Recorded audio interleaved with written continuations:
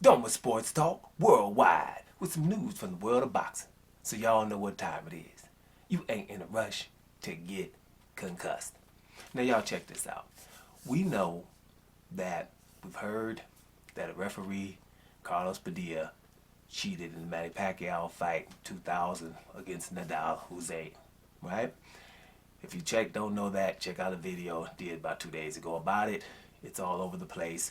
Carlos Padilla has basically come out and admitted that he's cheated this guy. You know, watch the fight. I watched it again. It's very interesting. A lot of things went down there. There was a headbutt in there that was called a punch, and they were able to stop the fight. Carlos Padilla says he basically told the doctor stop the fight, you know. And so it's a lot of things in there. So you have articles and everything. I probably put another article because I'm happy to announce that at least 2 American articles came out and wrote something about it at least. So I'll put one in the description box. But the bottom line is, I just think that, you know, the fighter Nedal Hussein, for example, you know, he deserves a video. He deserves a video like this because at the end of the day, this guy, he was 19-0 at the time, right? And watching the fight, you know, he knocked Pacquiao down. Pacquiao got a long count, but Pacquiao was letting them hands go, winning a lot of them rounds. Okay, you know, let's be real. Pacquiao was throwing down up in there, but he was also punching, going down, and holding.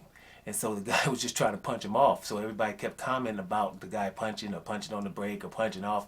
But at the end of the day, Pacquiao kept holding, coming in, because you know how Pacquiao rushes in, but then he would just hold because he was in trouble. So, you know, and then if he gets headbutted by Pacquiao, then that's supposed to be a headbutt by Pacquiao. It's supposed to be, you know, maybe even deduct a point or whatever. But at the end of the day, the fight's not supposed to be stopped when it shouldn't be stopped. And this is what this guy was talking about, the referee. Now, the guy's 88 years old.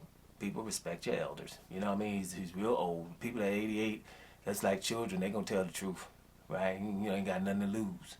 It is what it is, you know. But the point is, he was saying it the way he was saying it wasn't no shame in his game at all. You know, it didn't seem like this would possibly be rare, and you know, this happens from time to time. Obviously, let me just get to this article, right? What he was saying to what he was saying. I'm just a little bit. I'm gonna read to it so you can see what Hussein, who's just come out and said his point once he read this article and once he saw Padilla talking about it. So Padilla said per bloody elbow, that fight, I'm about to go and leave the following day, and they told me, Carlos, please, this is an important fight for Manny Pacquiao because the winner will have the chance to fight for the world champion. So you know the opponent, Hussein, or whatever his name was, he's a taller, younger, stronger, and a dirty fighter managed by Jeff Fennick. So in the 7th round, I think Manny got knocked down. I thought he was going to get up, but his eyes were cross-eyed. He laughs. I am Filipino, and everybody watching the fight is Filipino, so I prolong the count. I know how to do it. Hussein wasn't happy to learn of Padilla's comments. He also wasn't surprised. Now, this is the deal. Honestly, after watching the referee video, it really hit a nerve, Hussein told World Boxing News. I was upset for a full 24 hours. It's not the fact that he said what he said. It's more because we already knew it.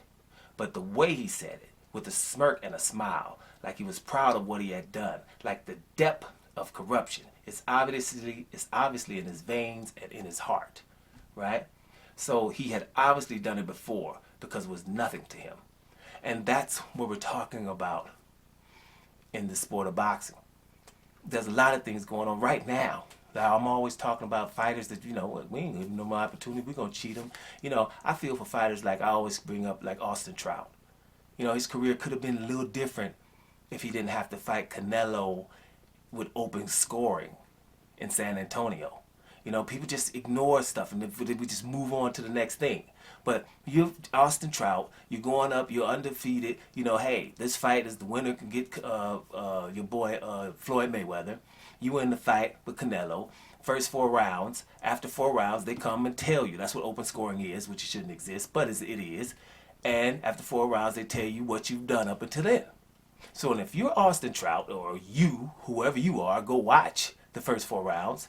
They told Austin Trout after those first 4 rounds, he didn't win any.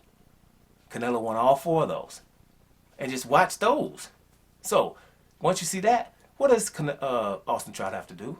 Change his style, start running up on Canelo, taking risks and all kind of crazy stuff to catch up. That's it, you know. And then his career, you know, took a different turn. Wasn't a bad career or isn't a bad career, but that still irks me. You know what I'm saying? It's not cool. Daniel Jacobs, beat Gennady Golovkin. Daniel Jacobs just got robbed against John Ryder. Just got robbed. And I know we always say, man, well, he could have did a little bit more, man, if he just let them hands go a little bit more. We always tell the brothers that. Man, you can't get no close decision. Why? You can never get a close. Daniel Jacobs beat Golovkin. Even though he was knocked down early, he still beat him, beat Golovkin on that night, right? And showed as hell beat John Ryder, right? Canelo, that was close, but it's like, oh well, you didn't do enough because you got to do so much more. But if you just take who they are out of it and see what he did and what the other one did, them some close fights. But Daniel Jacobs, his career, it's okay. It's not like his career is over or anything like that. But it could have been, he could have had one or two less losses on there. Trout could have had, if you think about it, Trout beats Canelo, then what are we talking about Trout? We never know what happens after that. You know what I'm saying? It's just things like that. Even Michael Hunter. Michael Hunter got ripped, the heavyweight Michael Hunter, right? Went over there, beat Povetkin. Small heavyweight come up, beat the hell out of Povetkin. Didn't get the damn time, didn't get the match. If he would have got that win versus Povetkin, who knows what would have happened. Now, anyway, that's the thing. That brings me to Nedal Hussein. Nedal Hussein, much props to this man, right? Because he went on after that disappointing night that he had just had, which would kick us, all of us, into depression. If you ain't Nedal Hussein or Demetrius Andrade or something, should be depressed. He goes on to win 17 fights after that, before he gets his first loss. Hats off to this brother. Right, and I hope that the WBC does open some investigation into this stuff so we can see what happens. It was the WBC's fault. Let's see if they're going to do anything about it. You know what I'm saying? So much props again to Nedal Hussein. I'm probably going to talk about him another time or two because I just think it's just unfair how things can just happen and people just don't give a damn. And that's why a lot of people like to watch boxing, because you can basically designate who you can say who the best, and they never have to prove it. But this right here, this hurt his career. You know what I'm saying? So much props to him. Keep your head up. Hope something happens. It's not to Carlos Padilla, but to the WBC, so they would have to come out and do something. Doma Sports Talk Worldwide. And I'm out of here, y'all.